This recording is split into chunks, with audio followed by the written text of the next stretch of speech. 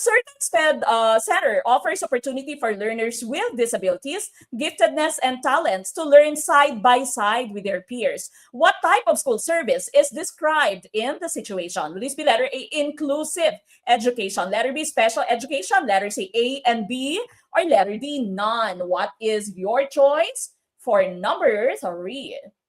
All right, number 3, letter A. Sabi ni Ma'am Rona May Tablante, letter A. Sir Alcimar Abad, letter A. Ma'am Edna Lynn Termulo, letter A. Aba, mukhang nagkakasundo, no? Yung taong bayan sa letter A.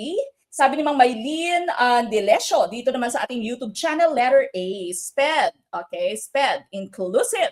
Of course, yung na choice po natin dito is letter A, inclusive education. Okay? You remember, no, ngayon, ina-advocate na po ng ating pamahalaan at kahit nasa ang nations, no, ina-advocate na po natin yung inclusive education. Ibig sabihin, no, as much as possible, nasa least restrictive environment na po yung ating mga students with special needs. Hindi na po sila hinihiwalay, no, sa ating pong ibang mga estudyante. Kapag kaya naman, di ba? Kung merong sitwasyon na hindi talaga kaya, no, mentally disabled yung bata, meron siyang say cerebral palsy, no, at hindi talaga kayang ilagay dyan sa ating kasama, no, kasama ng ibang students, and that's the time na meron silang sarili nilang classroom, okay?